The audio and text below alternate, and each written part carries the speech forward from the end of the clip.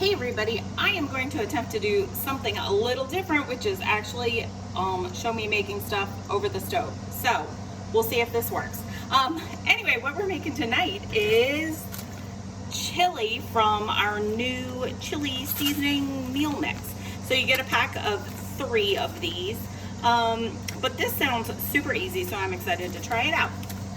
Our first step on here is to heat a tablespoon of oil in a large pot over medium heat for 2 minutes. So I often use extra light tasting olive oil because, you know, olive oil a little bit healthier, and the extra light tasting, it's not as good for you as like the extra virgin olive oil, but it does, it's still better for you than a lot of other oils.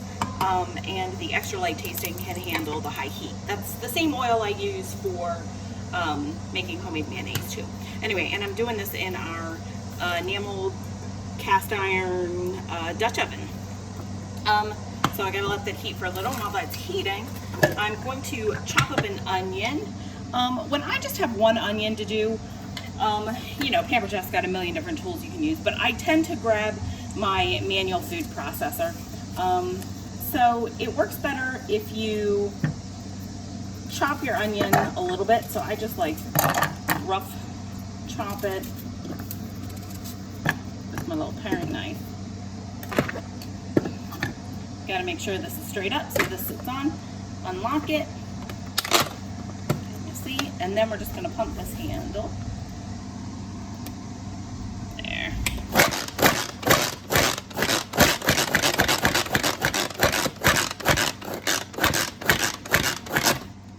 And that's what I got there. I'm going to give it a couple more pumps.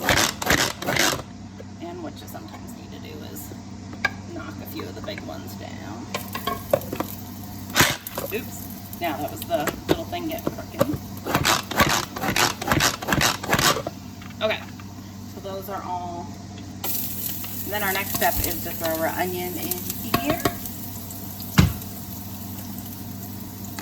There is a thunderstorm brewing outside, so if you hear some banging around, that's what that is.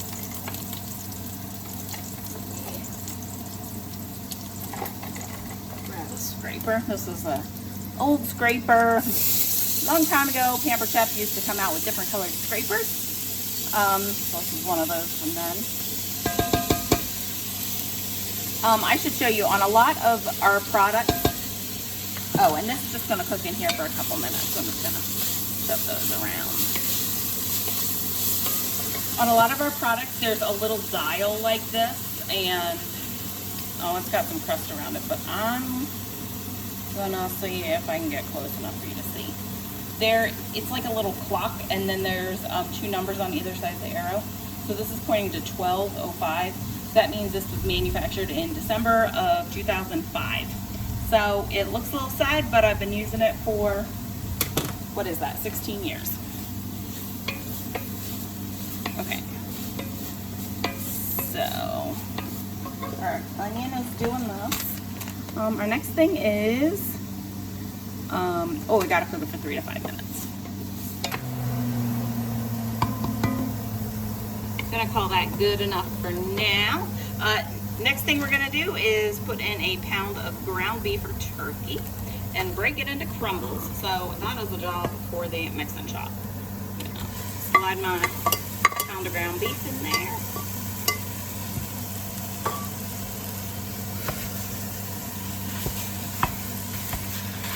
Okay, now the next thing we've got to do is add a package of chili mix, ta-da, a large can of undrained diced tomatoes, and 15 ounces of black or kidney beans, and 1.5 cups of water.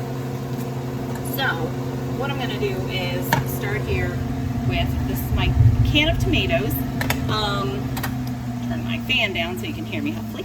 My can of tomatoes.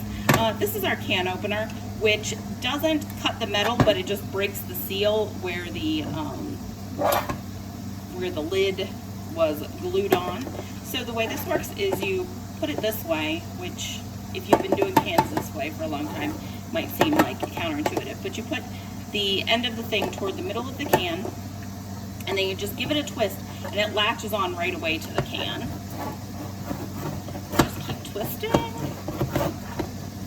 and you eventually will feel a change in pressure, and that's how you know you've gotten the whole way around the can. There's my change of pressure. To get it, to get it off, then all you do is you go backwards, and then this little beak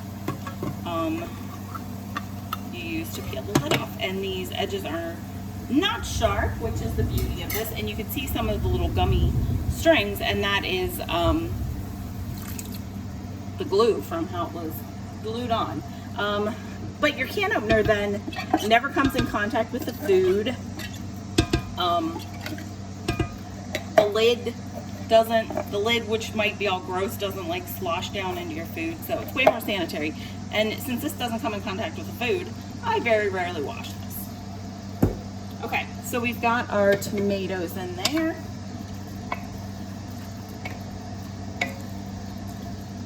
I'm gonna open this. I'm excited to check this out. A bunch of seasoning. Ooh, it smells really good. It smells very chili-ish. We'll put that in. Our beans. I opted to try this with black beans. We'll see how it is. I drain these in our little colander draining thing. I don't know what it's called, but it's great for like rinsing off beans or a little, rinsing off some fruit, like some berries. It's great for that. And then the last thing I need is, how much water? 1.5 cups of water. So, actually, what I'm gonna do, because I do things like this is the thing that I did the onions in, and here's the 1.5 cup mark. So, just gonna 1.5 cups of filtered water in there. And then, because I like rinsing things, that kind of gets up a whole bunch of the onions. I'm gonna dump that into my tomato can, and again, get the last little bit of tomato out and dump that in there. So that's how I roll. So we have been simmering here for about 25 minutes. I let it go a little long because it's chili. It's not like you can over simmer it, right? And I already cheated. Here's my spoon. I've already been sampling, and it is delicious. Just to kind of show you get a little closer so you can get in there. Okay, it is, for me, I could definitely add more beans and be perfectly happy with it.